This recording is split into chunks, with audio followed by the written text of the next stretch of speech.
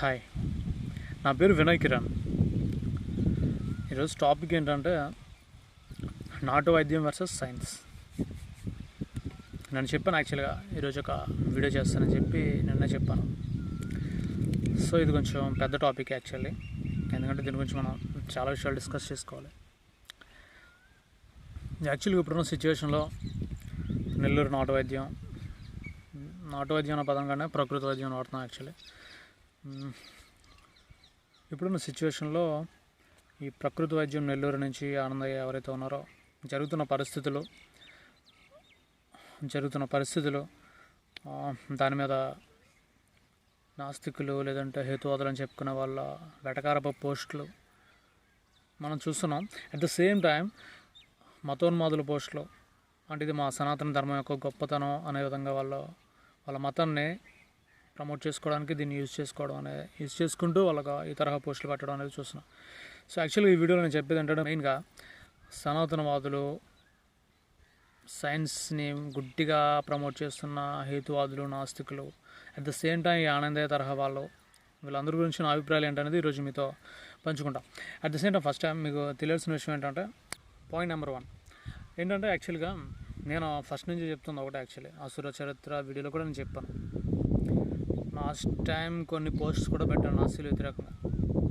First మీరు చేయాల్సింది ఏంటంటే ఫస్ట్ సైన్స్ అంటే ఏంటి అనేది అర్థం చేసుకోండి ఫస్ట్. యాక్చువల్లీ ఇప్పుడు ప్రజెంట్ గుడ్డిగా మూఢనమ్మకంతో సైన్స్ పట్ల హేతువాదులు కానీ నాస్తికులు కానీ ప్రవర్తిస్తున్న తీరు చూస్తుంటే అసలు చదువుకున్న వాళ్ళైనా ఎంత మూఢనమ్మకంతో సైన్స్ పట్ల వీళ్ళు ఎలా బిహేవ్ చేస్తున్నారు, కనీసం దాని రిపోర్ట్ ఏదో వచ్చేంత వరకు ఆగాలి కదా అనేది కొంచెం ఆలోచించాల్సి వస్తుంది. యాక్చువల్లీ పాయింట్ నెంబర్ 1, సైన్స్ మాత్రమే ఈ భూమి మీద అన్ని ప్రశ్నలకి సమాధానం అయితే కాదు.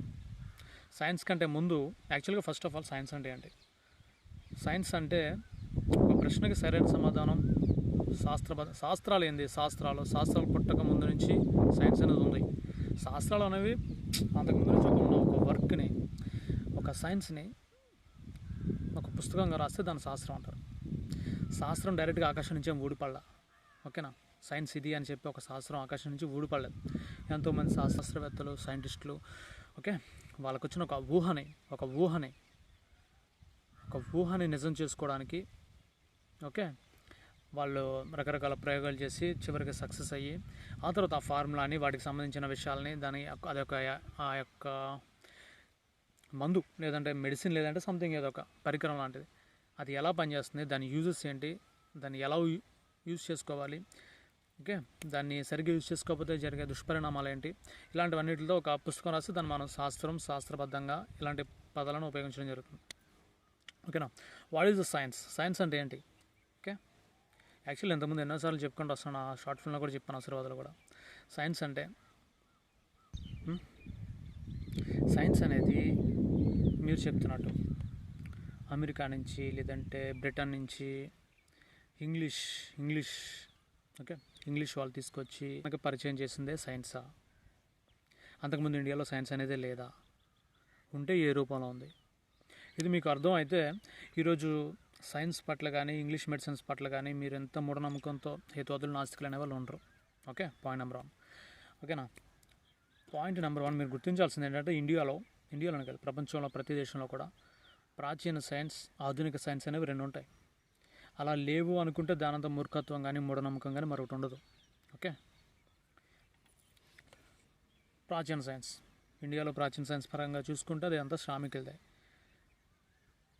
తోలు చెడిపోకుండా ఎప్పుడు చెప్పి పాట ఇది. ఓకే, తోలు చెడిపోకుండా చెప్పులు చేయడం, డప్పులు చేయడం, అట్ ద సేమ్ టైం కుండల్ని, మట్టిని ఒక అందంగా వాళ్ళ వేలతో మౌల్డ్ చేసి ఒక అందమైన పాత్ర లాంటివి తయారు చేయడం, ఇదంతా సైన్సే.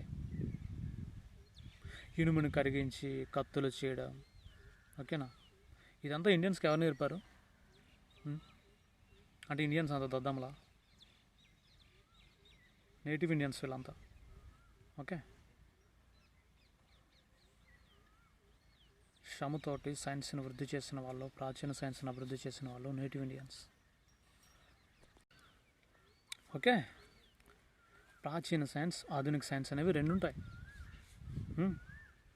హిస్టరీలో మీరు ancient history, medieval history, modern history అని చదువుతున్నారు. అట్ ద సేమ్ టైం సైన్స్లో మీరు అలాగా మోడర్న్, మిడివల్, ఆధునిక శాస్త్ర పరిజ్ఞానం, ప్రాచీన సైన్స్, శాస్త్ర పరిజ్ఞానం, ఇలా మీరు ఎందుకు చూడట్లేదు? అలా చూడకపోతే మీరు సగం సగం విషయాలు చూస్తే మీరు తలదించుకునే పరిస్థితులు వస్తాయి. ఓకే, పాయింట్ నెంబర్ 1 ఏంటంటే, ఫస్ట్ నేను మీకు క్లియర్గా అర్థమయ్యేలా చెప్పాలంటే, పాయింట్ నెంబర్ 1 ఇలా అని చెప్పి నేను నెల్లూరు నాటు వైద్యానికి లేదా ప్రకృతి వైద్యానికి ఫుల్గా సపోర్ట్ చేస్తున్న గుడ్డి, కానీ దాని అర్థం కాదు. ఓకేనా? అసలు నా ఒపీనియన్ ఏంటంటే వీడియో చివరి వరకు చూస్తే మీకు అర్థమవుతుంది. సో నా అభిప్రాయాలు ఏంటనేవి మీకు పూర్తిగా అర్థం కావాలంటే దానికి ముందు మీకు కొన్ని విషయాలు తెలుసుకోవాలి. ఆ విషయాలు నేను మీకు చెప్తున్నా, చెప్పాల్సిన బాధ్యత కూడా. సో పాయింట్ నెంబర్ 1 ముందు మీకు నేను అర్థమయ్యేలా కొన్ని 3 విషయాలు చెప్తాను. పాయింట్ నెంబర్ 1 ఏంటంటే క్రిస్టియన్ మతం. ఓకే, రెండోది ఇంగ్లీష్ లాంగ్వేజ్, మూడోది ఇంగ్లీష్ మెడిసిన్. ఈ 3 బాగా గుర్తుపెట్టుకోండి. క్రిస్టియన్ మతం, English language, English medicine.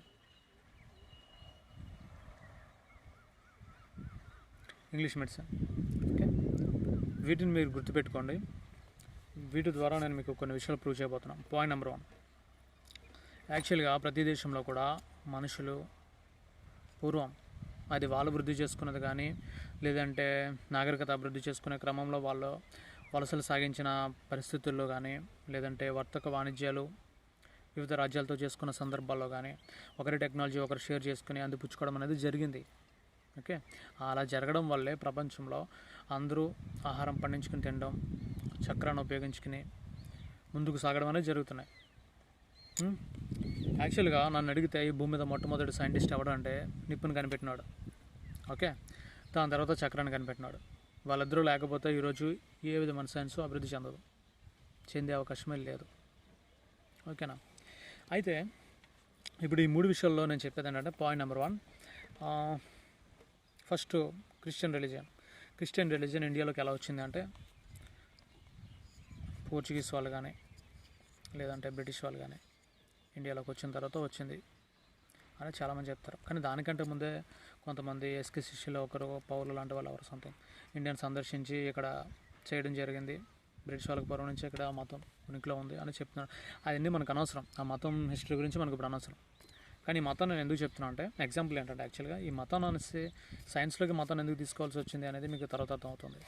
Okay, ఈ భూమి మీద ఇప్పటికీ మనకు తెలిసిన ఎన్ని మతాలు ఉన్నాయంటే చాలా మతాలు, అందులో ప్రధానమైనవి క్రిస్టియన్ మతం, ముస్లిం మతం, హిందూ మతం, ఇంకా బౌద్ధ మతం, ఇట్లాంటివి. ఓకే, అయితే దీన్ని అందరూ యాక్సెప్ట్ చేసే విషయం. మతాలు అనేవి చాలా రకాలుగా ఉన్నాయి. అందులో అన్నింటిలోకి ఎక్కువ శాతం మంది విశ్వసించే మతం ఏంటంటే క్రిస్టియన్ మతం, నో డౌట్. ఓకే, సెకండ్ ప్లేస్లో ఇస్లాం మతం. సో ఇది అందరికీ తెలిసిన విషయం, దీన్ని అందరూ గుర్తుపెట్టుకోండి. సెకండ్ పాయింట్ ఏంటంటే, సెకండ్ పాయింట్ వచ్చేసి English language. Okay, English language అనేది ఇండియాలోకి ఎలా వచ్చిందంటే, ఖచ్చితంగా బ్రిటిష్ వాళ్ళు వచ్చిన తర్వాత ఇంగ్లీష్ని పరిచయం చేయడం అనేది జరిగింది అని మనం అందరం అనుకుంటున్నాం. అది నిజం అబద్ధం అంతకుముందు ఇంకెవరైనా చేస్తారో, ఏదైనా కానీ మేజర్గా జరిగిన ఇన్సిడెంట్ అయితే వాళ్ళ ద్వారానే ఎక్కువ శాతం ఇండియాలోకి ఇంగ్లీష్ వచ్చింది అనేది మనం అందరం నమ్ముతున్నాం. అది నిజం కూడా. ఓకే, అయితే ఇంగ్లీష్ లాంగ్వేజ్ ఇండియాలోకి రాకముందు ఇక్కడ లాంగ్వేజ్ ఏం లేవా? ఏమున్నాయి? ఇండియాలో ఓల్డ్ లాంగ్వేజ్ ఉన్నాయి. ఓకేనా, తెలుగు, తమిళ, హిందీ, మరాఠీ, లేదంటే బెంగాలీ, ఇలాంటి ఎన్నో ప్రధానమైన సంస్కృతం, హిందీ, ఇలాంటి ఎన్నో లాంగ్వేజ్ ఉన్నాయి. ఓకేనా, ఇది సెకండ్ పాయింట్. థర్డ్ పాయింట్ ఏంటంటే ఇంగ్లీష్ మెడిసిన్. ఈరోజు ప్రపంచంలో ఎక్కువ శాతం మంది యూజ్ చేస్తున్న మెడిసిన్ ఏంటి? English medicine. వేరే మెడిసిన్స్ ఏమీ లేవా? ఉన్నా వేస్ట్, వాటిని ఎవరు పాటించట్లేదు. చాలా తక్కువ మంది, అసలు లెక్కలో తీసుకోవాల్సిన అవసరం లేదు. ఇది 3వ పాయింట్. ఓకే, సో ఇప్పుడు మ్యాటర్ ఏంటంటే, క్రిస్టియన్ రిలీజన్ అనేది ఉంది. అట్ ద సేమ్ టైం అంతే పర్ఫెక్ట్గా మిగిలిన రిలీజియన్స్ కూడా ఉన్నాయి. ఎందుకంటే అవి వాటి ఉనికిని కోల్పోలేదు, ఇంకా వాటి ఉనికి కోసం స్ట్రాంగ్గా నిలబడ్డాయి. ఇంకా చెప్పుకోవాలంటే క్రిస్టియన్ రిలీజన్తో పోటాపోటీగా అవి పోరాడుతున్నాయి. ఫర్ ఎగ్జాంపుల్, క్రిస్టియన్స్కి ఇస్లాంకి ఉన్న ప్రాబ్లం మనకు ఫస్ట్ నుంచి తెలిసిందే ఈ ప్రపంచంలో. ఓకేనా,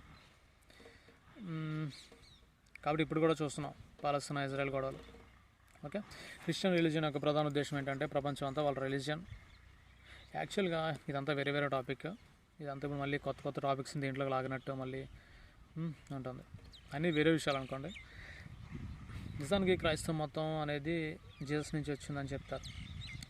అది అన్నీ కరెక్టే, మతం పరంగా చూసుకుంటే అవన్నీ కరెక్టే. కానీ ఇక్కడ మతం పరంగా, వాళ్ళ గ్రంథాల పరంగా, వాళ్ళ దేవుళ్ళు చెప్పిన విషయాల పరంగా ఇక్కడ ఎవడో పాటించట్లేదు. మతం అనేది మానవత్వం నేర్పింది, బోధించింది. కానీ ఇక్కడ మానవత్వాన్ని మర్చిపోయేలా మతాలు బిహేవ్ చేస్తాం. అది నిజం. సరే, ఇప్పుడు మనం చెప్పుకున్న ముఖ్యమైన విషయం ఈ మూడు విషయాలు మనం గుర్తుపెట్టుకున్నాం కదా. ఒక సమస్యను పరిష్కరించేదాన్ని కానీ, లేదంటే ఒక పనిని సులభతరం చేసే దాన్ని కానీ సైన్స్ అని చెప్పొచ్చు. ఓకే, అది ఫస్ట్ నుంచి కూడా ఉన్నది. నిప్పుని కనిపెట్టడం దగ్గర నుంచి, ఓకే, చక్రాన్ని కనిపెట్టడం దగ్గర నుంచి జరుగుతూ వస్తుంది. ఈ వ్యవసాయాన్ని పండించడం, లేదంటే కుండలు తయారు చేయడం, కత్తులు తయారు చేయడం, ఇనుముని రకరకాల వస్తువులుగా మార్చడం, ఇట్లాంటివన్నీ సైన్సే కదా. సో సైన్స్ అంటే యాక్చువల్గా నేను చెప్పేది అంటే సైన్స్లో 2 రకాలు ఉంటాయి: ఆధునిక సైన్స్, ప్రాచీన సైన్స్. కేవలం ఆధునిక సైన్స్తో చూసి దాని యొక్క గొప్పతనం గుర్తించి మీరు ప్రాచీన సైన్స్ అనేది లేదు అంటే ఇంకా అది మూర్ఖత్వం అనుకోవాలి. సో అది సైన్స్ అంటే ఫస్ట్. అది మీకు అర్థమైతే మీరు ప్రాచీన సైన్స్ని ఎగతాళి చేయరు. ఓకేనా? అయితే ఒకటి, ప్రాచీన సైన్స్ని నేను నాటు వైద్యాన్ని కానీ, ప్రకృతి అది ఏంటంటారు నాటు వైద్యాన్ని కానీ, హోమియోపతిని కానీ, అల్లోపతిని కానీ, ఇలాంటివి ఏవైతే ఉన్నాయో వాటన్నిటిని నేను ప్రకృతి వైద్యంగా లేదంటే ప్రాచీన సైన్స్గా అంగీకరిస్తున్నాను. దాని అర్థం కాదు. ఓకే, అసలు ప్రాచీన సైన్స్లోకి ఇవన్నీ భాగాలు కాదని తర్వాత వేరే డిస్కషన్ అది. ఓకేనా? ఫస్ట్ క్లారిటీ ఇది, సైన్స్ అంటే ఇది. ఇక రెండో విషయం, మనకి క్రైస్తవులు అనేవాళ్ళు ఇండియాలో క్రిస్టియన్ మతాన్ని లేదంటే ప్రపంచంలో ఎక్కడైనా సరే తీసుకొచ్చారు. ఓకేనా? కానీ వాళ్ళు చైనా లాంటి దేశంలో కానీ, ఇస్లాం లాంటి దేశంలో కానీ క్రిస్టియనిజాన్ని ఇదే స్టేజ్లో తీసుకుని వెళ్ళలేరు. ఎందుకంటే వాళ్ళు చాలా బలంగా ఉన్నారు. వాళ్ళ రిలీజియస్ థాట్స్ పట్ల, నమ్మకాల పట్ల వాళ్ళు చాలా బలంగా ఉన్నారు. దీన్ని మనం స్టేజ్ 1 కంట్రీస్గా తీసుకుందాం. ఫర్ ఎగ్జాంపుల్ స్టేజ్ 1 కంట్రీస్లో వీళ్ళ రిలీజియస్ని తీసుకెళ్ళారు. ఓకే, వీళ్ళే కాదు, వేరే ఎవరైనా కానీ వేరే రిలీజియస్ని అక్కడికి తీసుకెళ్లారు. స్టేజ్ 2 కంట్రీస్ అంటే మన ఇండియా లేదా ఆఫ్రికా లాంటి దేశాలు కొంచెం ప్రజాస్వామ్యబద్ధంగా స్వేచ్ఛని లేదంటే లౌకిక తత్వాన్ని కొంచెం ఛాన్స్ ఇచ్చి, వేరే వాటికి ఛాన్స్ ఇచ్చి, కొంచెం పేదరికంలో ఉండి ఇలాంటి సిచ్యువేషన్లో ఉన్న వాటికి సెకండ్ స్టేజ్ కంట్రీస్ ఇవి. ఓకే, ఇక థర్డ్ స్టేజ్ కంట్రీస్ వచ్చేసి ఫుల్గా డెవలప్ అయిపోయి పూర్తిగా క్రిస్టియనిజం అయిపోయిన కంట్రీస్. క్రిస్టియనిజం అనే కాదు, యాక్చువల్గా వేరేది ఏదో ఒకటి, ఓకేనా, బౌద్ధం కానీ లేదంటే ఇస్లాం కానీ ఇలాంటి అయిపోయిన కంట్రీస్ థర్డ్ స్టేజ్ కంట్రీస్. ఇప్పుడు ఫస్ట్ స్టేజ్లో ఉన్నది థర్డ్ స్టేజ్లోకి రావడం చాలా కష్టం, కానీ సెకండ్ స్టేజ్లో ఉన్నది థర్డ్ స్టేజ్లోకి రావడం చాలా ఈజీ. ఓకే, ఇప్పుడు ఇండియాని క్రిస్టియన్ కంట్రీగా మార్చడం చాలా ఈజీ. ఓకే, కానీ ఒక పాకిస్తాన్ కానీ లేదంటే ఇస్లామిక్ కంట్రీస్ అయిన అరబిక్ కంట్రీస్ని కానీ, దుబాయ్, కువైట్ ఇట్లాంటి దేశాలను కానీ, లేదంటే బుద్ధిజం బలంగా ఉన్న చైనాలో కానీ ఇట్లాంటి దేశాలని స్టేజ్ 2 కంట్రీస్ని స్టేజ్ 3లోకి తీసుకురావడం చాలా ఇంపాసిబుల్. కానీ స్టేజ్ 2 స్టేజ్ 3లోకి తీసుకొచ్చే లోపల ఇది తీసుకురావడం అనేది చాలా ఈజీ. ఇది తీసుకొచ్చే టైంలో ఇవి ఎలా అయితే ఉన్నాయో ఒక పక్కా ఛాందసవాదంగా కానీ, ఒక బలమైన మూఢత్వంతో కానీ, ఇది మూఢత్వం అనే చెప్పుకోవాలి, ఎందుకంటే బలమైన నమ్మకాన్ని మూఢత్వంగా చెప్పవచ్చు. ఓకేనా? ఉన్నవి ఇవి స్టేజ్ 2లోకి రావడానికి కొంచెం టైం పడుతుంది. వస్తాయి, డెఫినెట్గా అన్నీ వస్తాయి, స్టేజ్ 2లోకి వస్తాయి. అక్కడ ఉన్న ప్రజలు కొంచెం చదువుకుని సెక్యులరిజాన్ని కానీ లేదంటే ఇట్లాంటి వాటిని భావజాలాన్ని నిరూపించిన తర్వాత అవి స్టేజ్ 2లోకి వచ్చేస్తాయి మెల్లగా. అవి కూడా అక్కడ ఉన్న సిచ్యువేషన్ తగ్గట్టుగా కొన్ని మతాలకి ఇచ్చి డెమోక్రటిక్ థాట్స్ తోటి కానీ సెక్యులరిజంతో కానీ ఛాన్స్ ఇచ్చిన తర్వాత అవి కూడా స్టేజ్ 2లోకి వస్తాయి.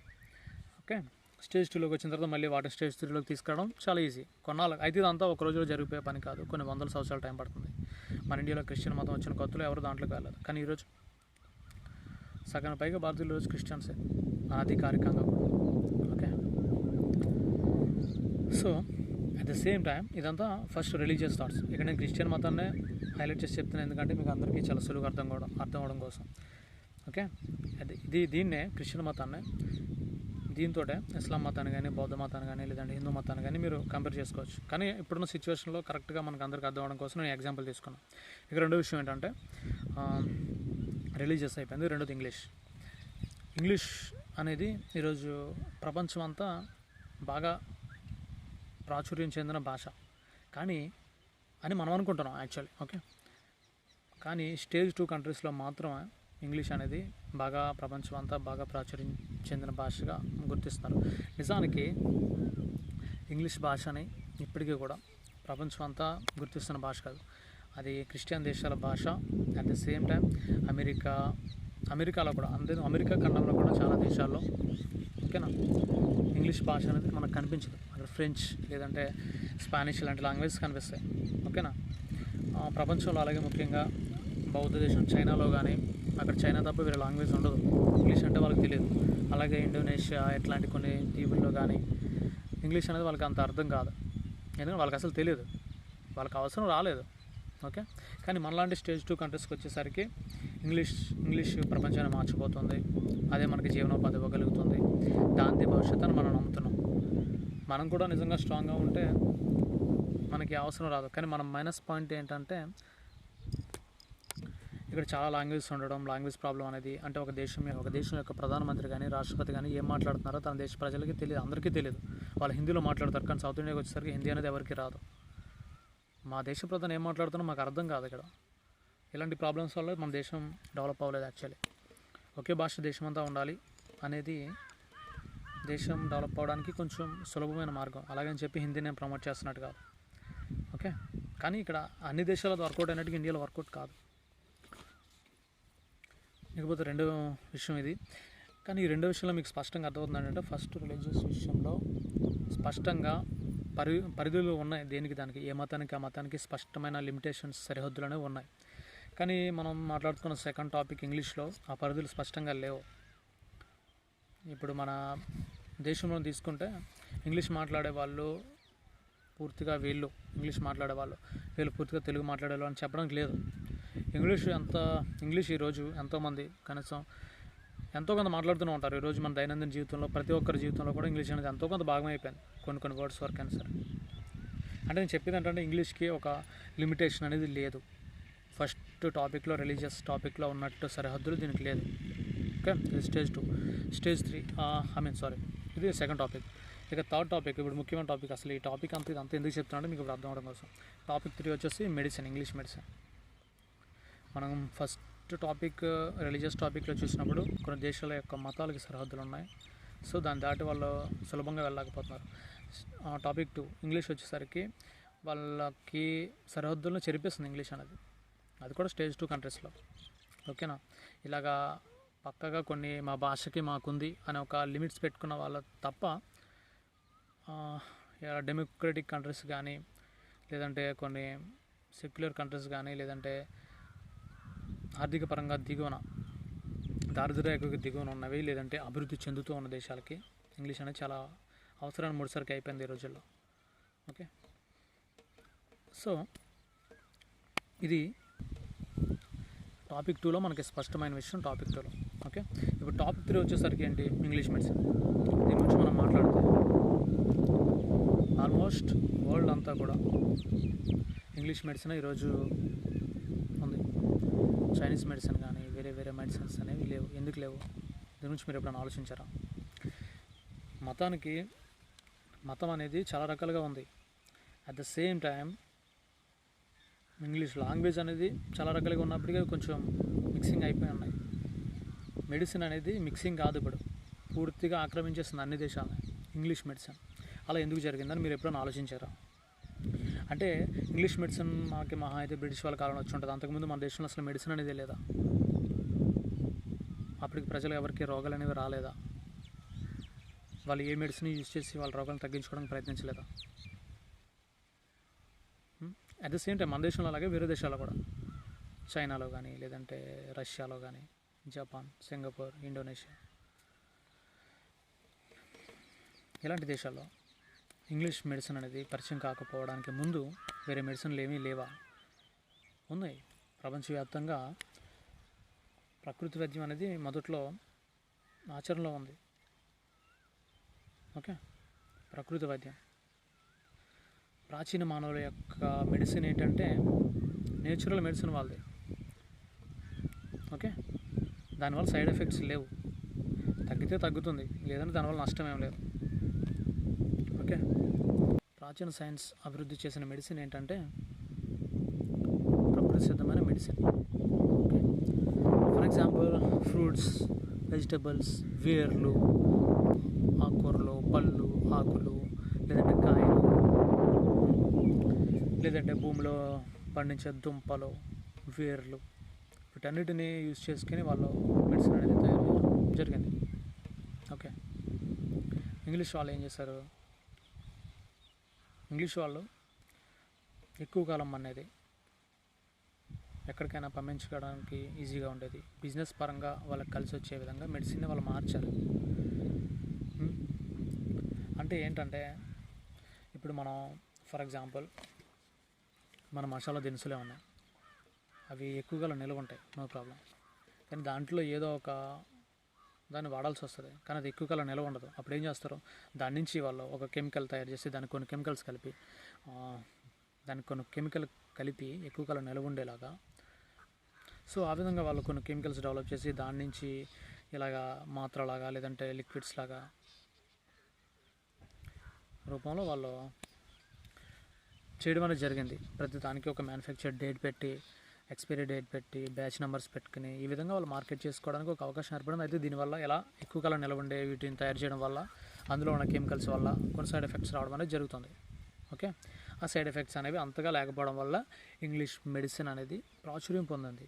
దాని ప్రభావం వెంటనే లేకపోవడం వల్ల, అంతే ఫాస్ట్గా లేకపోవడం వల్ల,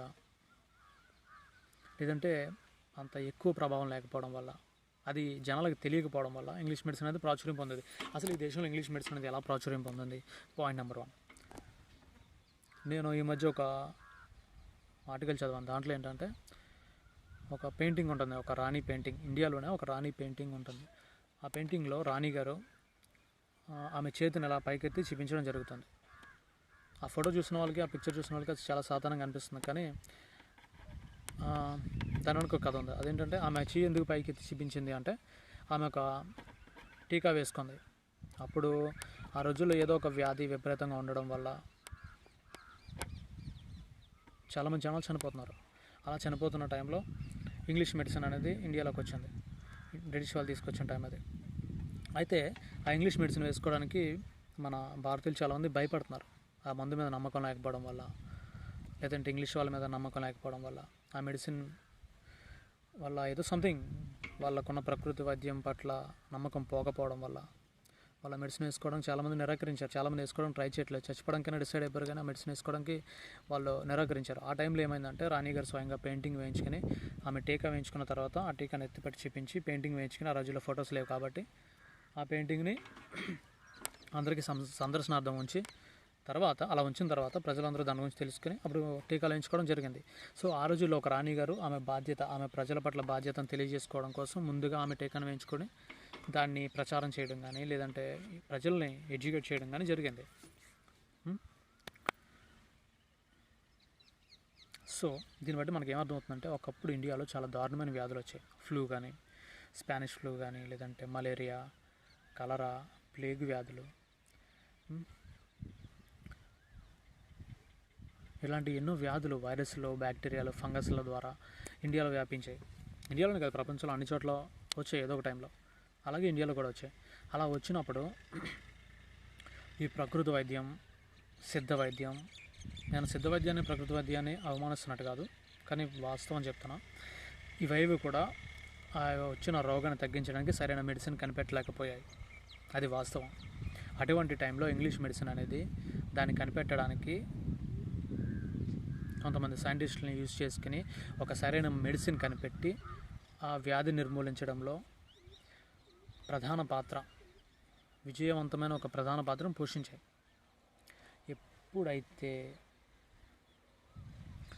ఎప్పుడైతే ఎలాంటి సిచ్యువేషన్ని జనాలు చూసారో, స్వయంగా చూసి నమ్మారో, ఇంగ్లీష్ మెడిసిన్ మీద వాళ్ళకి నమ్మకం కలిగింది.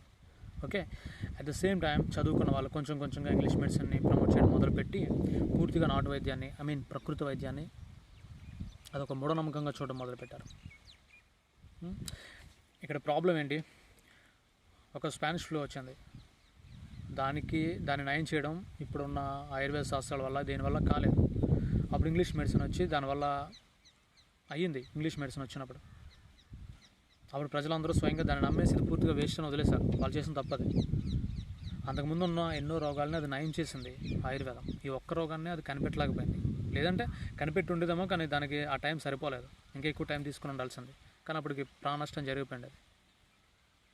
ఇటువంటి సందర్భంలో ప్రజలందరూ పాత ఇంతకుముందు తమ రోగాలను ఏది విధమైన సైడ్ ఎఫెక్ట్స్ లేకుండా నయం చేసిన మందుని పూర్తిగా మూఢనమ్మకాల్లో కొట్టేసి వదిలేశారు చాలామంది, ఎక్కువ శాతం మంది. ఆ జనం అలా కొట్టేసిన జనం పెరుగుతూ వచ్చారు. ఈ ఆయుర్వేదాన్ని ఇప్పటికీ కూడా మూఢనమ్మకంగా వాడుతున్న వాళ్ళు, నాకు అది తప్ప ఇంగ్లీష్ మెడిసిన్ వద్దు అనుకునే వాళ్ళు ఉన్నారు.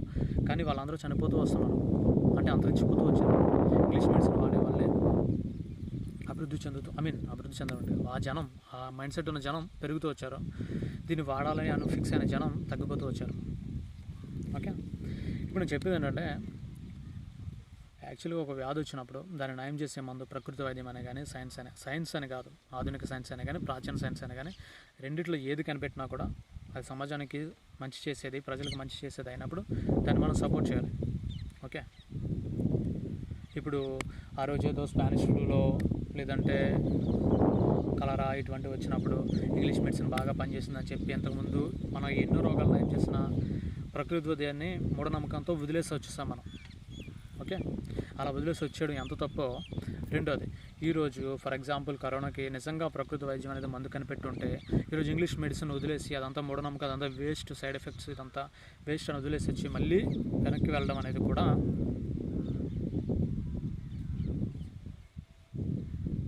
కరెక్ట్ కాదు. ఓకే, నేను చెప్పాలనుకున్నది అదే. కొన్ని సందర్భాల్లో నిజానికి మనం ఆ రోజు ఇంగ్లీష్ మెడిసిన్కి పూర్తిగా అట్రాక్ట్ అయిపోయి మన వాళ్ళు దీన్ని నెగ్లెక్ట్ చేయకుండా ఉండుంటే అది దీనికంటే అద్భుతాలు చేసేలాగా మంచి మంచి మెడిసిన్ కనిపెట్టి ఉండేదేమో. మనకు తెలుసు ఆయుర్వేదం లేదంటే ఇట్లాంటివి సైడ్ ఎఫెక్ట్స్ ఉండవు. దాన్ని యూజ్ చేయడం వల్ల మనిషికి వచ్చే నష్టం ఏం లేదు. రోజు మనం ఆహారంలో తీసుకుంటున్నాం అవన్నీ, అల్లం, బెల్లం ఇలాంటివన్నీ, దానివల్ల వచ్చే నష్టం ఏం లేదు. ఒకవేళ నిజంగా అతను కనిపెట్టాడా లేదా అనేది తర్వాత విషయం. నేను చెప్తుందల్లా ఏంటంటే, మీరు ఇలాంటి వాడిని లేదంటే ప్రకృతి వైద్యాన్ని మూఢనమ్మకంగా కొట్టేయడం అనేది నాకు నచ్చలేదు ఫస్ట్ ఆఫ్ ఆల్. ఓకే, దానికి నేను ఎక్స్ప్లెనేషన్ ఇస్తున్నాను. అది కనిపెట్టిన మందు సరైందా కాదనే తర్వాత విషయం. ఒకవేళ కనిపెడితే మంచిదే కదా, ఆయన కనిపెట్టిన మందు మంచిదే కదా. అంటే మీరు అందరూ ఎందుకు భయపడిపోతున్నారు? నిజంగా ఒకవేళ ప్రకృతి వైద్యం, నాటు వైద్యం అనేది నిజమని తెలిస్తే మళ్ళీ మూఢనమ్మకాలు పెరిగిపోతాయి. ఈ సైన్స్ని పూర్తిగా వద్దంటారు జనాలు, మళ్ళీ అందరూ అటువైపు వెళ్ళిపోతారు, హేతువాదులు అందరం ఎదవలం అయిపోతాం అని మీరు భయపడుతున్నారు కదా. లేదంటే మీరు ఎందుకు అంతలా దుమ్మెత్తిపోస్తారు వాళ్ళ మీద? అరెస్ట్ చేసేసారని ఒకప్పుడు మోడీ మీడియా ముస్లింల మీద అంత ఫేక్లు ప్రచారం చేస్తుంది. ఈరోజు మీరు అలాంటి ఫేక్లు ప్రచారం చేస్తున్నారు ఆనందయ్య మీద. అరెస్ట్ చేస్తారని చెప్పి, లేదంటే ఇంకోటి అని చెప్పి, లేదంటే అతను ఎవరు చనిపోయారని చెప్పి, కళ్ళుపోయినాయని చెప్పి ఏదేదో చేస్తున్నారు. ఎందుకు అలా చేయాలి? మీరు భయపడుతున్నారా? ఒకటి, సమాజానికి మంచి చేసేది, ప్రకృతికి మంచి చేసేది దేనైనా మనం యాక్సెప్ట్ చేసేలా ఉండాలి. మీరు ఎప్పుడైతే ఒక దానికి పూర్తిగా బ్లైండ్గా దాన్ని నమ్మేస్తారో, తర్వాత ఇంకొక నిజం వచ్చినా కూడా మీరు దాన్ని యాక్సెప్ట్ చేయలేరు. అది నిజమని తెలిసినప్పుడు యాక్సెప్ట్ చేయకుండా ఒక ఛాందస్వాదిలో మీరు మారిపోతారు, మీరు సైంటిస్టులు అయినా కూడా. ఓకే, ఇది ఒక పాయింట్. ఇక రెండో పాయింట్ వచ్చేసి, ఇప్పుడు ప్రకృతి వైద్యం ఈ యొక్క ఆనందయ్య మందు కనిపెట్టిన తర్వాత మన బత్తాయి బ్యాచ్ కానీ, లేదంటే మన మోడీ బ్యాచ్ కానీ, లేదంటే మన మతోన్మద బ్యాచ్ కానీ చేస్తున్న విపరీతమైన ప్రచారాలు చాలా చిరాగ్గా ఉన్నాయి. పాయింట్ నెంబర్ 1, భారతదేశం అనేది ఇండియా. భారతదేశం అనే దాంట్లో నిజానికి మీరు వేదాల్లో లేదంటే మీ ఆయుర్వేదం కానీ మరి ఏదైనా దాంట్లో అవన్నీ మీ సొత్తు అని చెప్పుకుంటున్నారు. ఫస్ట్ ఆఫ్ ఆల్ అవన్నీ కూడా శ్రామికుల సొత్తు. శ్రామికులే ఇవన్నీ కనిపెట్టారు. మీకు ఒక విషయం తెలుసో లేదో, ఇప్పటికీ కూడా సమస్య అనేది ఎక్కడ ఉంటుందో సైన్స్ అనేది అక్కడ ఉంటుంది. అలాగే సమస్యలు అనేవి ఎప్పుడు కూడా శ్రామికుల దగ్గర ఉంటాయి కాబట్టి వాళ్ళే సైన్స్ని కనిపెడతారు. దేశంలో జరిగింది అదే. అయితే మీరేం చేశారు? ఈ దేశంలో హిందూ మతం ఈ దేశంలో ఏం జరిగినా సరే ప్రాచీన కాలంలో అది మా హిందూ మతం సొత్తు అన్నట్టుగా మీరు ప్రవర్తిస్తున్నారు. మీరు ఇలా ప్రవర్తించడం వల్లే ఆ ఆయుర్వేదం కానీ, హోమియోపతి కానీ, లేదంటే మీ హిందూ మతం కానీ అంతరించిపోయే స్టేజ్కి వచ్చాయి. ఒక వైద్యాన్ని మతానికి ఏనాడైతే మీరు తగిలించడం మొదలుపెట్టారో ఆ రోజు నుంచే ఆ వైద్యాలు కానీ, ఆ రకమైన భావజాలాలు కానీ అంతరించిపోవడం అనేది జరిగింది. ఓకే,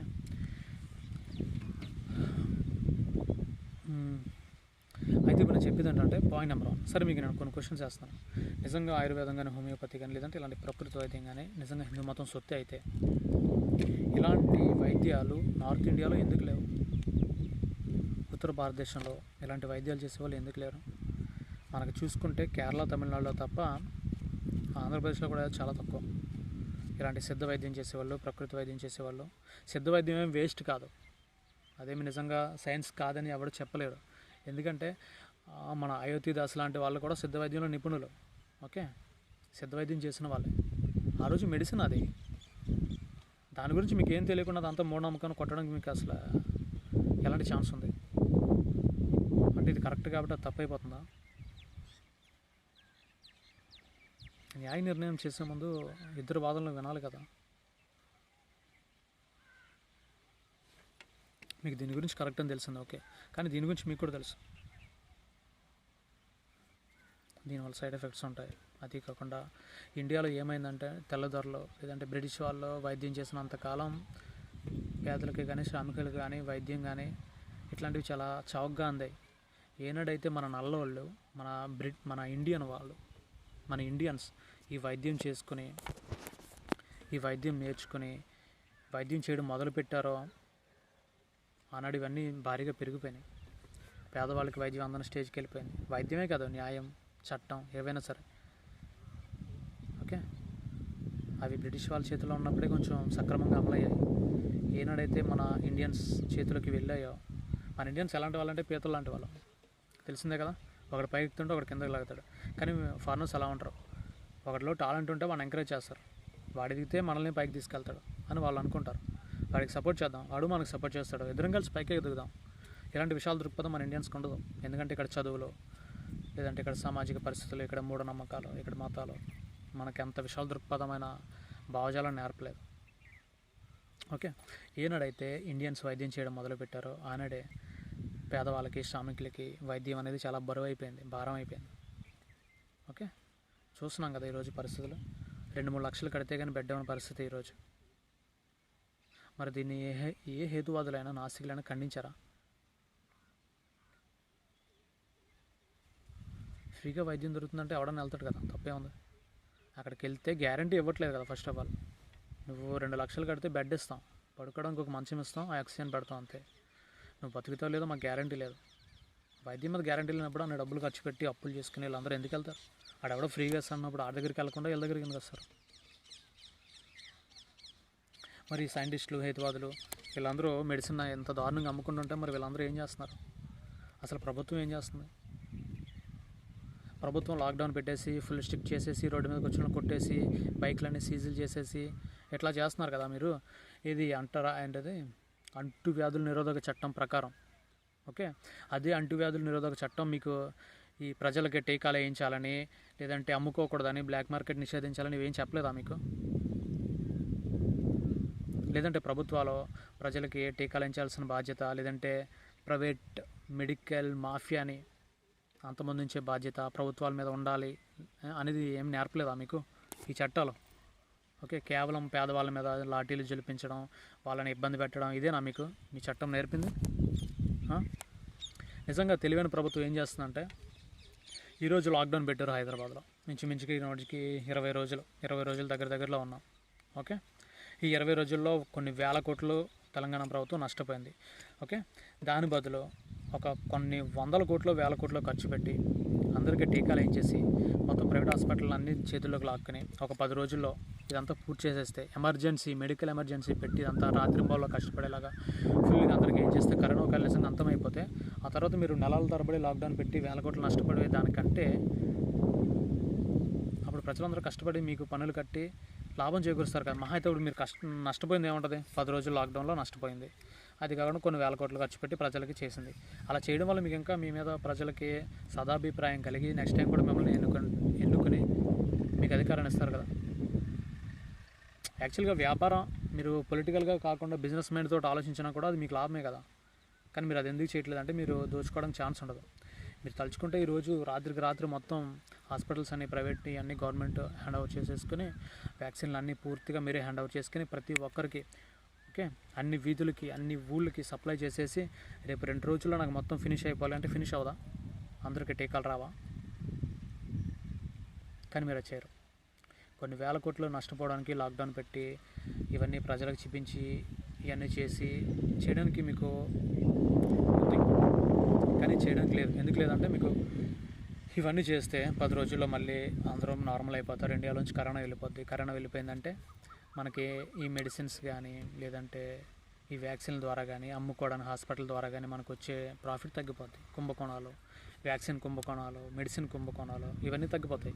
అవి చేయడానికి మనకు ఛాన్స్ ఉండదు. అదే మీది బాధ అంతే. కరోనా అనేది పెద్ద ప్రాబ్లం కదా యాక్చువల్గా. దాన్ని మీరు సాల్వ్ చేయాలంటే ఇంకో విషయం ఏంటంటే ఈ వ్యాక్సిన్ అనేది కూడా పెద్ద బూటకం. అసలు వ్యాక్సిన్ పనిచేస్తున్న సందర్భాలే ఎక్కడ కనిపించట్లేదు. ఓకే, నిజానికి ఇంకా సరైన వ్యాక్సిన్ రాలేదు. బహుశా 3rd వేవ్లో సరైన వ్యాక్సిన్ తీసుకొస్తారేమో. 2nd వేవ్లో జనాలు ఎంత భయపెట్టి 3rd వేవ్కి వచ్చేసరికి మేము వ్యాక్సిన్ అప్పుడు సరైన వ్యాక్సిన్ వచ్చింది కాబట్టి అప్పుడు 3rd వేవ్ అనేది ఇంకా దారుణంగా చూపిస్తారేమో. బహుశా 2022లో జరగవచ్చు అనుకుంటా. ఇంకా పార్ట్ 3 ఉందనుకుంటా ఈ సినిమాకి.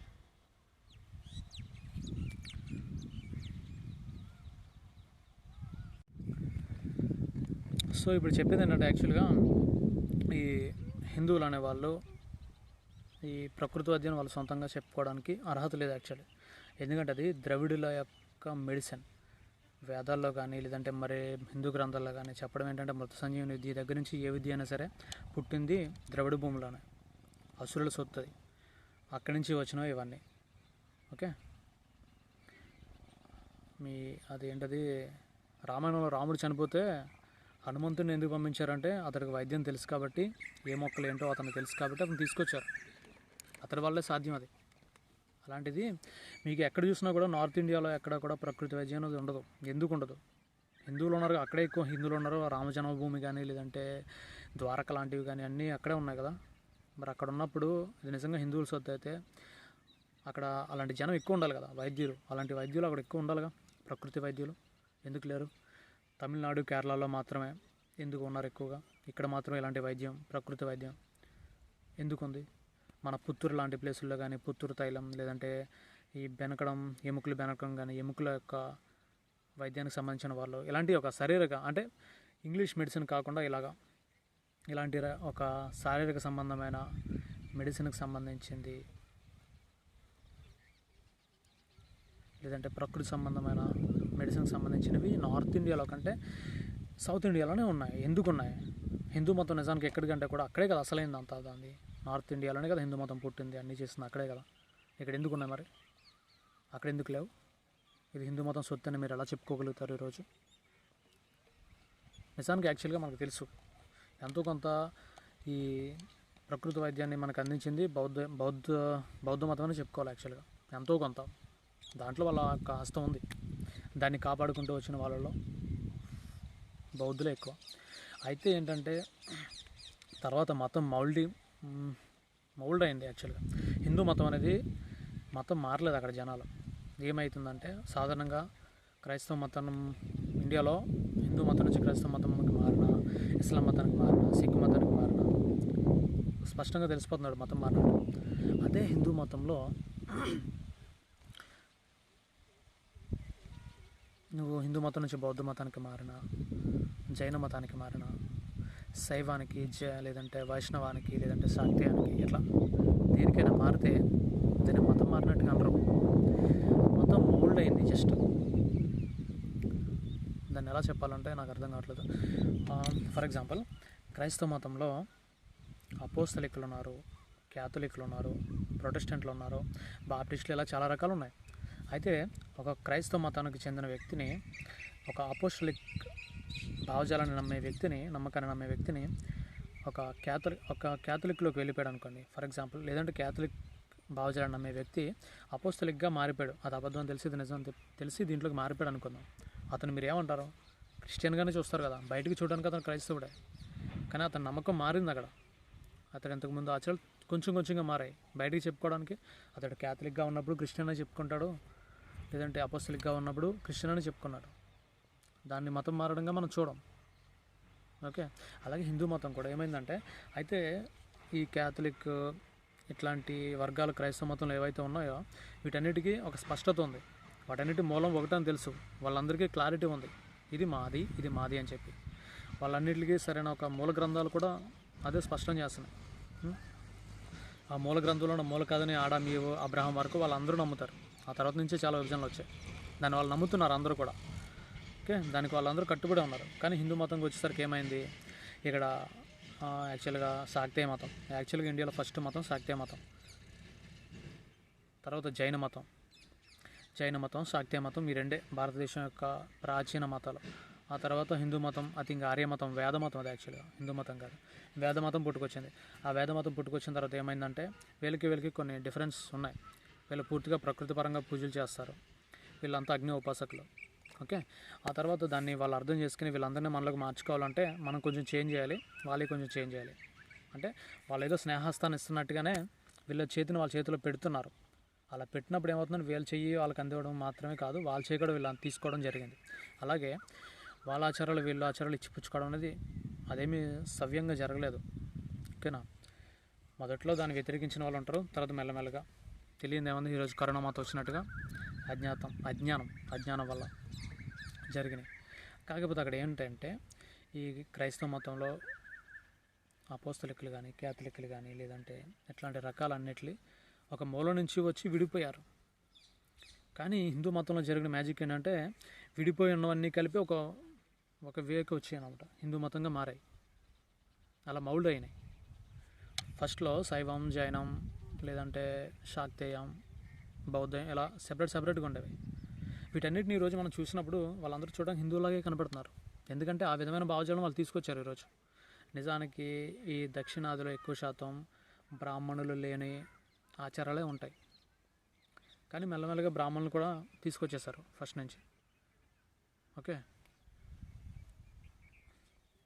అది ఎలా కానీ మళ్ళీ ఈరోజు ఇండియాలో మీరు ఒక బౌద్ధుని మతాన్ని తీసుకున్నా దాన్ని హిందూ మతంగా మార్చడం చాలా ఈజీ.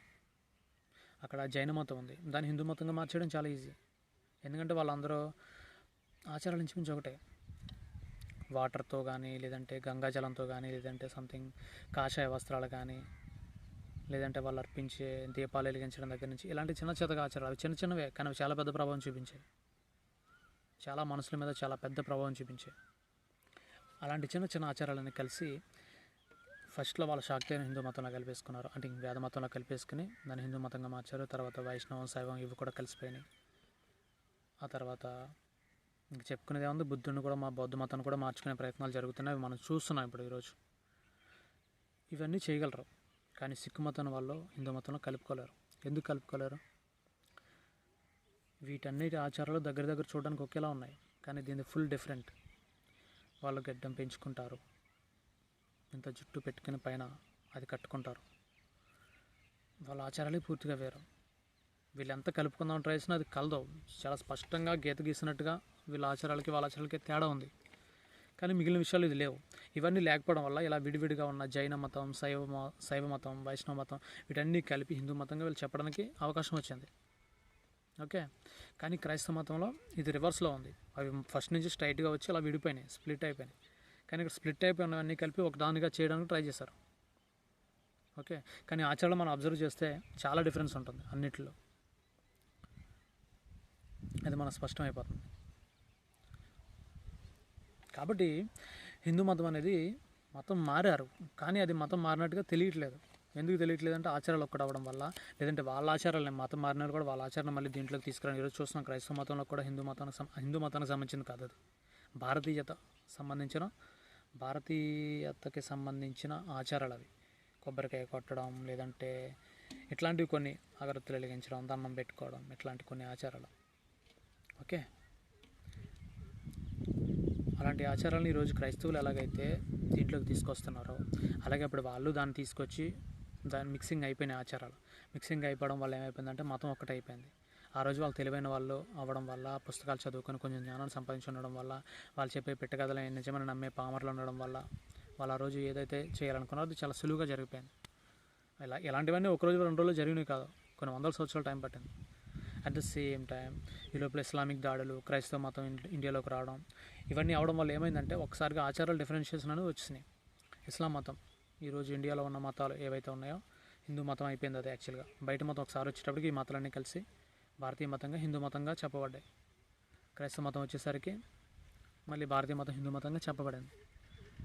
అవి రానంత వరకు ఇక్కడ ఎంతో కొంత ఉండేది వేరియేషన్ అనేది. అవి వచ్చిన తర్వాత వీటి ఆచారాలను ఒకటి, వాళ్ళ ఆచారాలు వేరు. సో మన ఆచారాలను వాళ్ళు పాటించరు, వాళ్ళ ఆచారాలు మనం పాటించాం, వాళ్ళ యొక్క సంస్కృతి వేరు, మన యొక్క సంస్కృతి వేరు అనే ఒక భావజాలను తీసుకొచ్చి ఒక దేశభక్తి లేదంటే ఒక సాంస్కృతిక విప్లవాన్ని వాళ్ళు తీసుకురావడం జరిగింది. ఇప్పటికి కూడా అదే రకమైన సాంస్కృతిక విప్లవాన్ని వాళ్ళు మన మీద ప్రయోగిస్తూనే ఉన్నారు. దేశభక్తితో కానీ, లేదంటే మన సంస్కృతి సాంప్రదాయాల పేరుతో కానీ, లేదంటే ఇట్లాంటి మన ప్రకృతి వైద్యానికి సంబంధించి ఇవన్నీ వాళ్ళ సొత్తుగా చెప్తున్నారు. నిజానికి అవి వాళ్ళవి కావు. ఓకే, వాళ్ళవైతే దేశంలో కనీసం అక్కడెక్కడైనా ఉండాలి కదా, ఎందుకు లేవు? ఒక సౌత్ ఇండియాలో మాత్రం ఎందుకు ఉంది? కాబట్టి ఈ ప్రకృతి వైద్యమే కానీ, లేదంటే ఆర్యభట్ట సున్నాన్ని కనిపెట్టిన దగ్గర నుంచి కానీ వాళ్ళందరూ హిందువులు అని చెప్పుకోవడం ఒక మూర్ఖత్వం ఫస్ట్ ఆఫ్ ఆల్.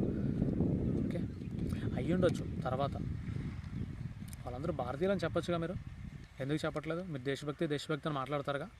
మరి ఈరోజు ఇది కనిపెట్టినాడు భారతీయుడు అని చెప్పుకోవడానికి ఏంటి నమోషి మీకు? హిందువుడు, వాడు మా హిందువు లేదంటే మా యాదవ, ఇట్లాంటివన్నీ ఎందుకు తీసుకొస్తున్నారు మీరు?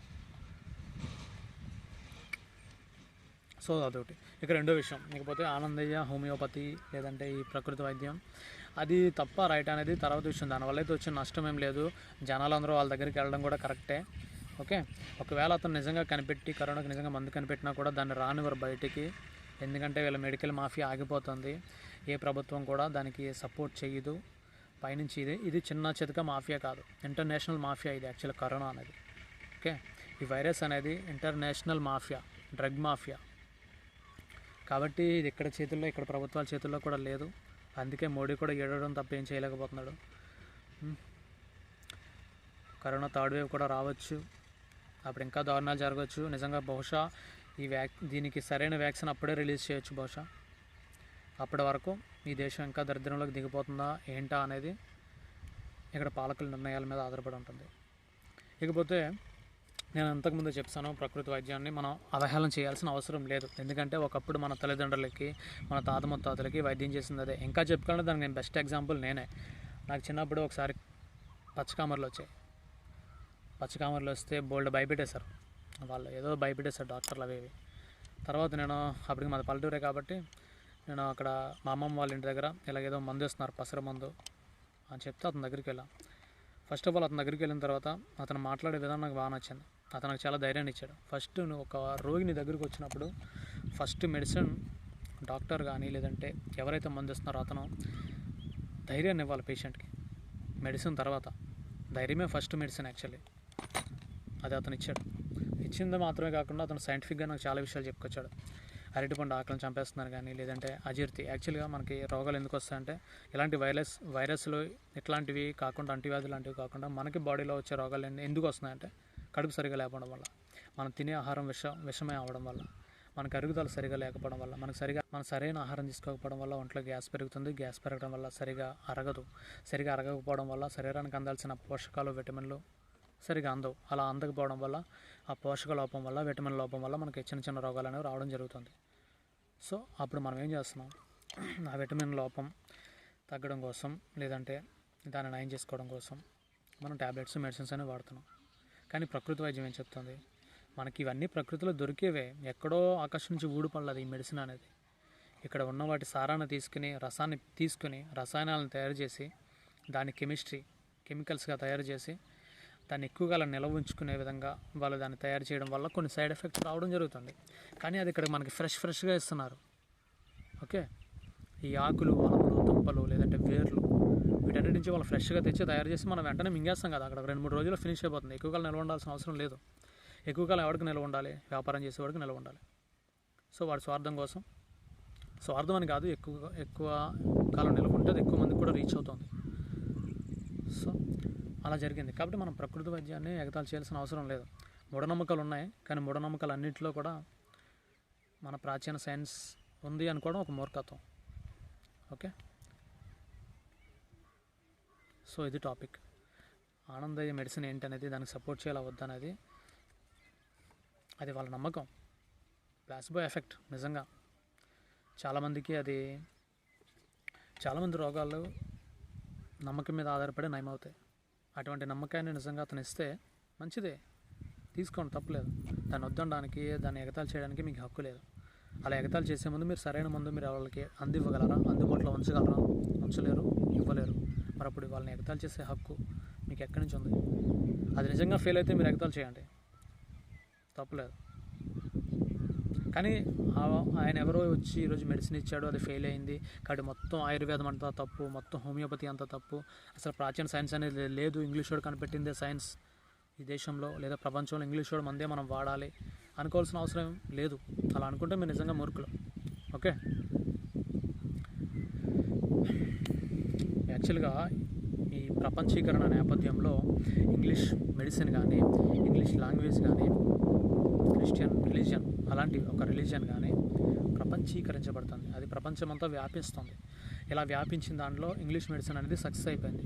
ఇప్పుడు సెకండ్ స్టేజ్లో ఇంగ్లీష్ లాంగ్వేజ్ ఉంది, అది కూడా తొందరలో సక్సెస్ అయ్యే విధంగా వెళ్తున్నాయి. కానీ దానికి చాలా టైం పడుతుంది, ఎందుకంటే దాన్ని పూర్తిగా అడ్డుకునే దేశాలు కొన్ని ఉన్నాయి. చైనా లాంటి దేశాలు, చైనా, రష్యా లాంటి దేశాలు ఇంగ్లీష్ని అలాగే అడ్డుకుంటున్నాయి.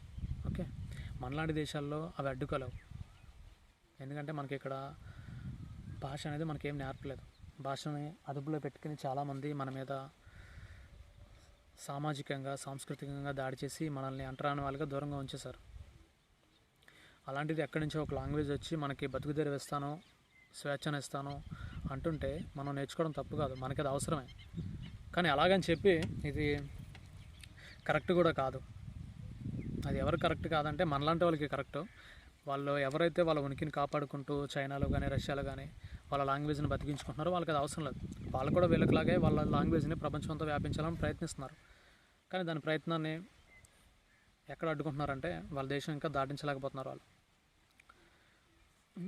యాక్చువల్గా ఏం లేదు, ఒక నిమ్మకాయ ఒక శాస్త్రీయనామం ఇంగ్లీష్లో వేరే ఏదో ఉంటుంది. ఓకే, అరే బాబు మన ప్రకృతి వైద్యం ఏం చెప్తుందంటే, అరే నీకు అది వచ్చింది, పలానా రోగం వచ్చింది, పలానా ఆకులు తిను తగ్గిపోతుంది, లేదంటే పలానా ఒక వేలు తిను తగ్గిపోతుంది, లేదంటే పలానా కూర తెచ్చుకుని వండుకుని తిను తగ్గిపోతుంది అని చెప్తుంది ప్రకృతి వైద్యం. మన భాషలో మనకు అర్థమయ్యే రీతిలో చెప్తుంది. కానీ ఇంగ్లీష్ మెడిసిన్ ఏం చెప్తుంది, మనకు అర్థం కాని భాషలో, మనకు అర్థం కాని పదార్థాన్ని తీసుకొచ్చి మన చేత తినిపిస్తుంది. నిజానికి ఆ పదార్థం దేని నుంచి తీయబడింది? దీని నుంచే, ఈ ఆకులు, ఈ యొక్క కాలంలో వీటి నుంచి తీయబడినవే అవన్నీ కూడా. ఓకే, అది మనకు అర్థం కాని భాష, ఏదో ఒక సైంటిఫిక్ నేమ్ పెట్టుతున్నారు, దానికి తగిలేస్తున్నారు. ఎందుకంటే మనకు అర్థం కాకూడదు, అర్థమైతే మెడిసిన్ అందరికీ అర్థమైపోతుంది.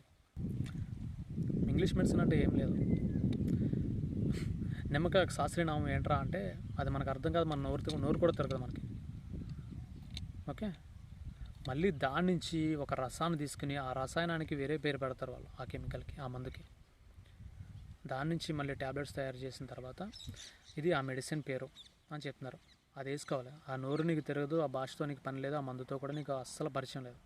కానీ నిజానికి నువ్వు అది వేసుకోవడం కన్నా ఇక్కడ నిమ్మకాయ తిను. సి విటమిన్ టాబ్లెట్ వేసుకోవడం కన్నా నువ్వు నిమ్మకాయ తింటే నయమైపోతుందిగా. నిమ్మకాయలో సి విటమిన్ ఉందిగా. ఓకే,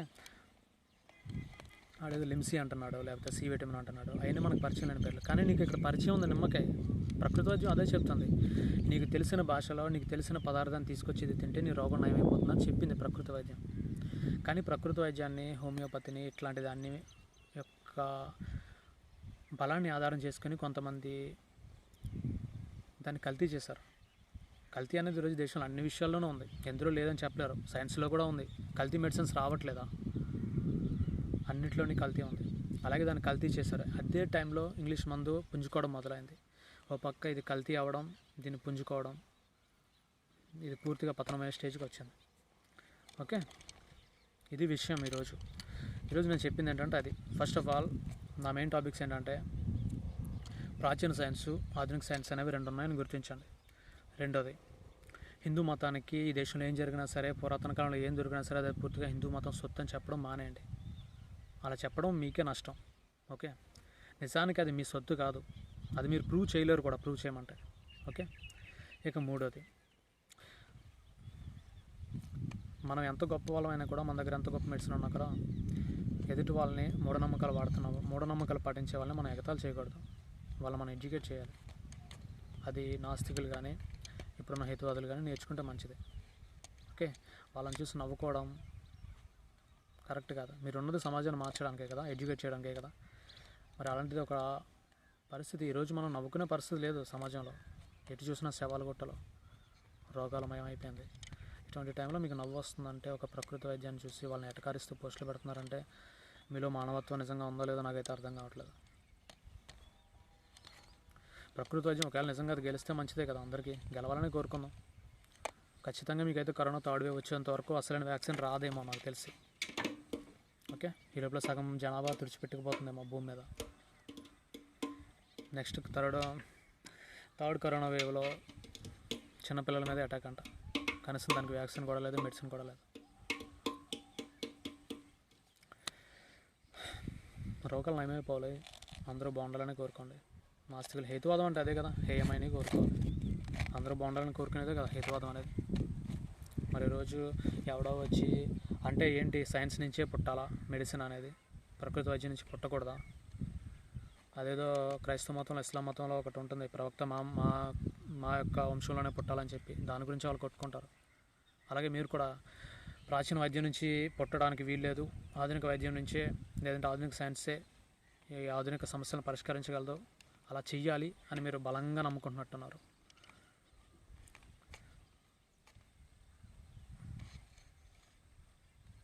సో ఇది టాపిక్. యాక్చువల్లీ నేను ప్రకృతి వైద్యానికి సపోర్టా అంటే సపోర్ట్ కాదు అంటే కాదు. ఎందుకంటే ఒక సమస్యను ఏదైతే పరిష్కరిస్తుందో, ఒక నిజం అనేది ఒకసారి అవతల వ్యక్తి దగ్గర ఉండొచ్చు, యువతల వ్యక్తి దగ్గర ఉండొచ్చు. నువ్వు మనిషిని లేదంటే ఒక నమ్మకాన్ని నమ్మితే నిజం ఒకసారి ఈ నమ్మకంలో ఉండొచ్చు, ఒకసారి ఆ నమ్మకంలో ఉండొచ్చు. ఓకే.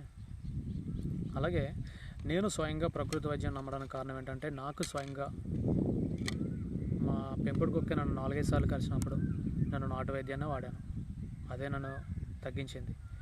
రెండవది, నాకు పచ్చకామర్లు వచ్చినప్పుడు కూడా నేను దీన్నే వాడాను. అట్ ద సేమ్ టైం మా చిన్నాన్న ఒక ఆయన పచ్చకామర్లు వచ్చినప్పుడు మెడిసిన్ నమ్ముకున్నాడు. ఆయన ఒక పోలీస్ ఆఫీసర్, మెడిసిన్ నమ్ముకున్నాడు, కానీ ఆయన చనిపోయాడు. నేను ప్రకృతి వైద్యం నమ్మాను, నేను రోజు బతుకున్నాను. మరి దాన్ని బట్టేసి నేను ప్రకృతి వైద్యం గొప్పతనం ఏమీ చెప్పట్లేదు, అలాగని చెప్పి మెడిసిన్ వేస్ట్ అని కూడా చెప్పట్లేదు.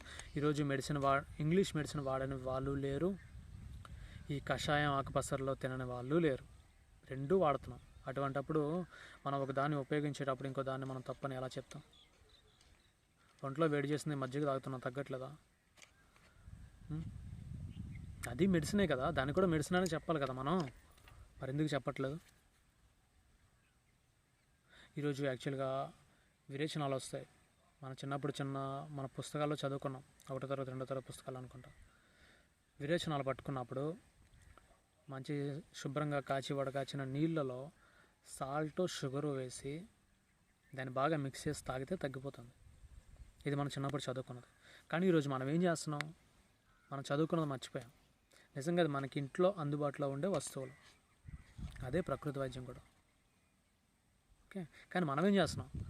అదే పంచదార, అదే ఉప్పు, అదే నీళ్ళలో కొంచెం యాపిల్ ఫ్లేవర్ వేసి ఓఆర్ఎస్ అని 30 రూపాయలకి అమ్ముతుంటే మనం కొనుక్కుంటున్నాం. ఇంట్లో మనకి ₹1 ఖర్చు లేకుండా మనకి ఓఆర్ఎస్ దొరుకుతుంది, కానీ దాన్ని కలుపుకోవడానికి మనకి ఎందుకో నమ్మకం లేదు. మన వైద్యం మీద మన మీద మనకు నమ్మకం లేదు.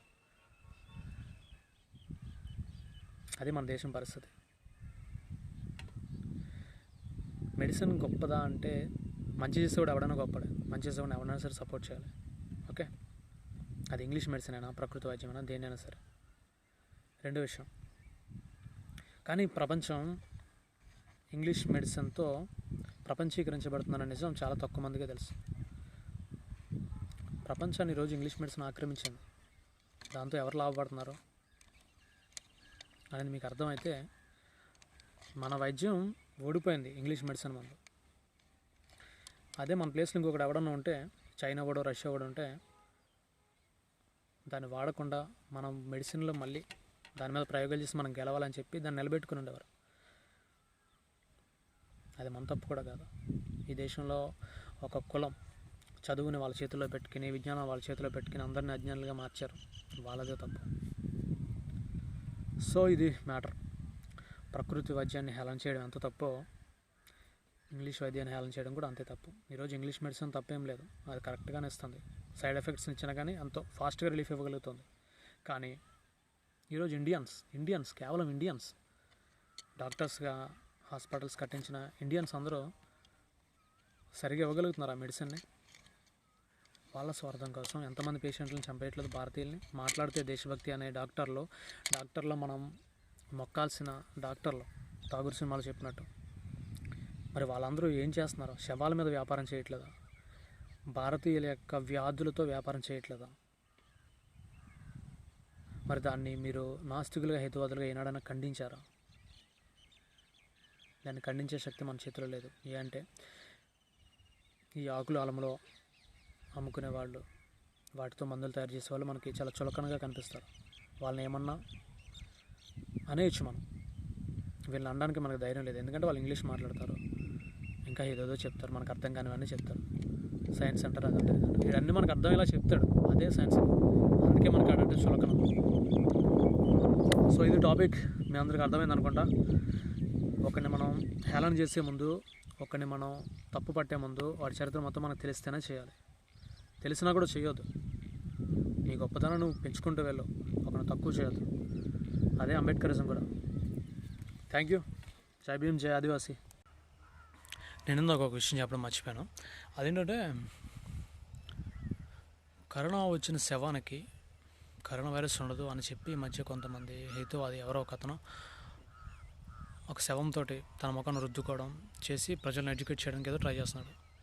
ఓకే, కానీ నాకు డౌట్ ఏంటంటే నిజంగా కరోనా వైరస్ శవంతో వైరస్ రాకపోతే మీరు చెప్తున్న ఈ సైన్స్ని నమ్ముతున్న ఈ డాక్టర్లు వీళ్ళందరూ ఎందుకు ఈ విషయాన్ని ఎంతకాలం బయటికి తీసుకురాలేదు? ఎందుకు ప్రజలకి వాళ్ళ కుటుంబ సభ్యుల యొక్క చివరి చూపుని లేదా అంతిమయాత్రను సరిగా ఇవ్వలేకపోయారు? దీనికి మీరు సమాధానం చెప్తారా? మీరు నమ్ముతున్న సైన్స్లోనే 2 విభాగాలు అయిపోయినాయి. డాక్టర్లు, సైంటిస్టులు కూడా దీన్ని ఇప్పటివరకు ఎవరు కూడా దేశ ప్రభుత్వానికి సంబంధించినంత వరకు ఎవరు కూడా దీన్ని సరిగా ఖండించలేదు. పైగా ఒక దిక్కులేని ఒక అంతిమయాత్రని వాళ్ళ చావులకి గిఫ్ట్గా ఇచ్చారు వాళ్ళ కుటుంబ సభ్యులకి. దీన్ని మీరు నిజంగా బాధ్యత కలిగిన నాస్తికులుగా లేదా హేతువాదులుగా దీనికి ఒక సొల్యూషన్ ఇవ్వగలుగుతారా? నిజంగా కరోనా శవం నుంచి వైరస్ వ్యాప్తి చెందదా? కరోనా వైరస్ అనేది ఎక్కడైనా ఉండొచ్చు. ఓకే, ఒక మనిషి చనిపోయే ముందు ఒక తుమ్ముకుని అతని బాడీ మీద అది ఉండుంటే దాన్ని నువ్వు టచ్ చేస్తే నీకు ఖచ్చితంగా కరోనా వస్తుంది. నువ్వు ఒక శవాన్ని తన ముఖంతో తను రుద్దేసుకొని చేసేసి కరోనా రాలేదు అని చెప్పడం కరెక్ట్ కాదు. ఎందుకంటే అందరూ అదే సిచ్యువేషన్లో ఉంటారు. కరోనా వైరస్ అనేది ఎలా వ్యాపిస్తుంది? తుమ్ముల ద్వారా లేదా దగ్గుల ద్వారా వచ్చే తుపరల ద్వారా వ్యాపిస్తుంది. అవి నీ యొక్క తుమ్ములు లేదా కరోనా వైరస్ యొక్క వ్యక్తి యొక్క తుమ్ములు కానీ దగ్గులు కానీ ఒక వస్తువునే పడినా ఆ వస్తువును టచ్ చేసి నీకు వచ్చే అవకాశం ఉంది. ఈ వస్తువులకి, చలనం లేని వస్తువులకి వచ్చినప్పుడు మరి శవం మీద అటువంటి తుపర్ లాంటివి ఏమైనా ఉండి కరోనా వైరస్ లాంటివి ఉంటే రాదని మీరు ఎలా చెప్తారు?